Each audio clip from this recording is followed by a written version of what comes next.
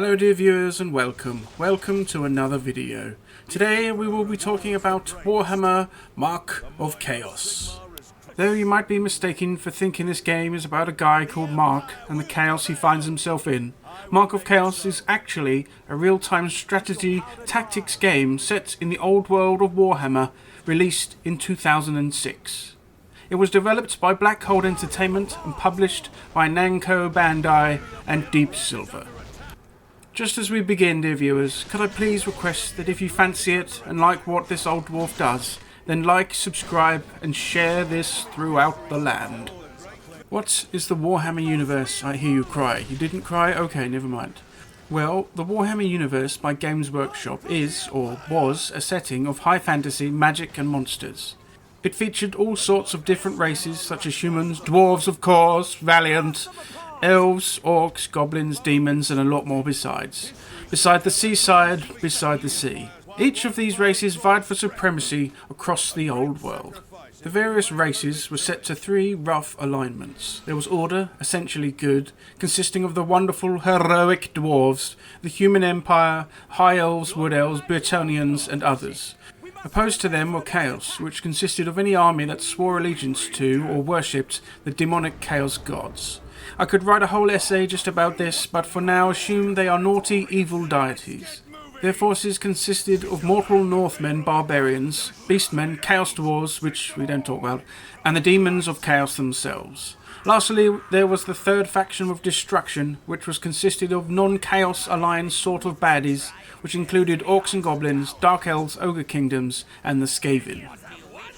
There was all sorts of stories and lore created over the many years this setting persisted that provided rich soil for creating backdrops for the miniatures game itself, where armies of models clashed across the tabletop, and also, of course, the world of video games. There were numerous games created in the same vein as this one, bringing real-time strategy and tactics, from the Shadow of the Horned Rat, Dark Omen, and the recent Total Warhammer series.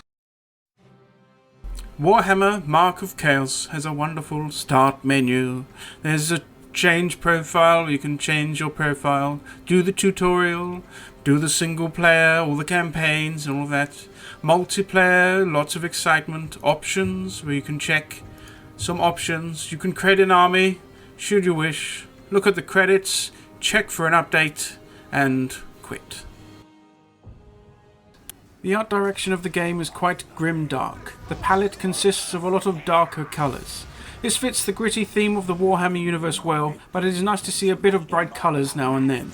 Each army has units of troops that are usually lined up in formation. Each of the models that make up a unit has good detail, with each of the units looking how you would expect them to. The Empire Swordsmen look like drilled professional soldiers, Chaos Spawn look all chaosy and weird, Elves look haughty, and Mounted Knights look fearsome. Obviously you can't get away from this being a 15-year-old game, so I didn't expect anything close to perhaps how the Total War games look now, but I do think this game scrubs up quite well. When arrayed out with cannon and ranked soldiers lined up with mighty champions, your army can look quite formidable on the battlefield. The sound is good, with a decent orchestral backing track that you might expect from a fantasy game. The sounds and noise that you would hope accompany the firing of cannons, the charge of knights and the wails of the defeated are all here and sound good enough indeed. The voices of each unit as you order them around the battlefield are most notable. The Empire and the Elves sound, as you might imagine, stoic and resolute, with the Chaos units sounding boastful and angry. Blood for the Blood God can be heard screamed across the battlefield.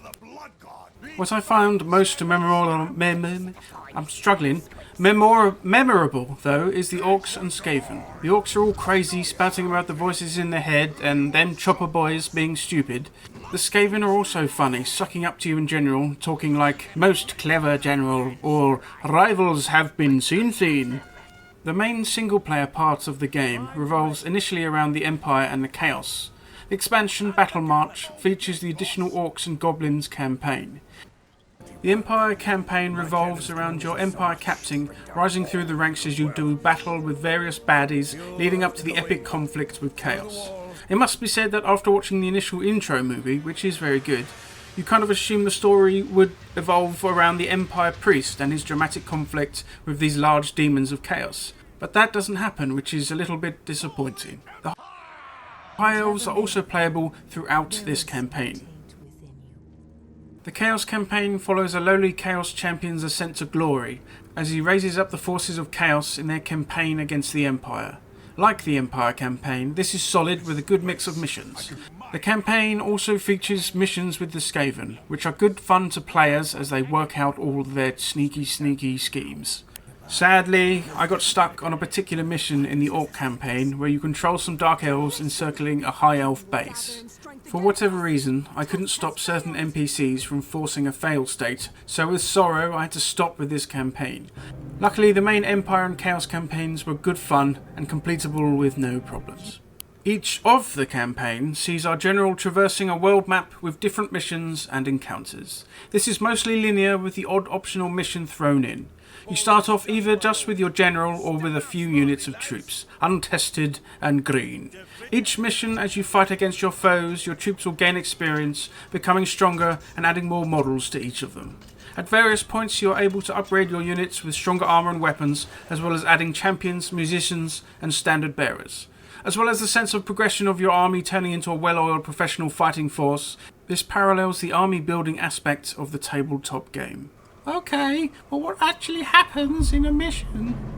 So, on any given mission, you first deploy your troops in, you guessed it dear viewers, a deployment zone. You can organise your troops as you see fit, with traditional setup being missile troops behind the main infantry, with cavalry to the side and siege weapons at the back. You can also attach your heroes, one of which represents you, with certain units. As well as adding survivability to your hero, being on their lonesome can be quite dangerous, the champion also adds bonuses to the unit itself. Again, this all fits quite nicely with the tabletop. Once you've deployed your troops, the mission begins and you must perform whatever goal you've been tasked with. Most of the time it involves defeating the enemy army with your own, either in a straight battle or defending attacking fortifications. There are also missions where you take only a small number of forces or even just your hero. It's up to you to make the best of your force's strengths and weaknesses. My preferred tactic, no matter the army, was to sit back and draw the enemy towards me. This worked very well for the Empire with all their siege weapons, but was a little trickier with Chaos as they didn't have access to as much fearsome weaponry as this. Once you complete a mission or map, you are rewarded with gold and any items that may have dropped during the conflict. The gold is used to maintain and grow your army, where the items are used to equip your heroes. You can make your heroes very powerful warriors, each featuring talent trees for you to cater to your preferred style. One of the talent trees contends with dueling. Dueling is when one of your heroes and an enemy hero clash in single combat. This is a fight to the death between the two with no outside interference. If you've built your hero well, they should win most fights quite easily, but sometimes health potions could save the day should you struggle. I did enjoy this game a lot. It harkens back to those older games I played when I was a younger dwarf, taking control of an army and decimating thy foes like any good dwarf should. There is no base building or resource control that is common to the real-time strategy genre, but I don't think that would have fit very well at all. Warhammer Fantasy was about picking your army and having a go at the foe, often played by one of your hearty friends. And remember, dear viewers, if you should find some of those people that they may be called friends, look after them and treat them well. With Total Warhammer existing, this will always be compared to it. Total Warhammer does so well with the vast array of different factions, armies and units you can field, and the battles are larger too, but I think this game has its own little niche. This gives you control of just one army at a time, building in power as your hero explores their story. So it's more personal and less grand, and less potentially overwhelming with what you can do. Sometimes it's nice to be told where to go and what to do next in a video game. Therefore, I would recommend this to anyone that liked the Total Warhammer titles and would like to try something less epic and complex in scale.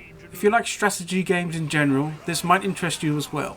Being a fan of the universe helps a lot, of course, with some of my enjoyment is definitely tied to that. It's good fun though, honestly, and it's quite good for short sessions where you can do a quick mission when you have the time rather than having to dedicate large expanses of time for you to really get anything good out of it. The game is usually on sale on GOG and works perfectly well on Windows 10 for me at least, so if you like the genre and are the old Warhammer fantasy world, then give it a go, dear viewers. And there we have it, another video done and dusted. It feels like only yesterday I started this channel, but now we have a number of videos. Thank you everyone who takes the time out of their day to watch my silly videos. if you fancy doing it, liking, subscribing and all that, I would be of course most grateful. Thank you dear viewers, and see you next time.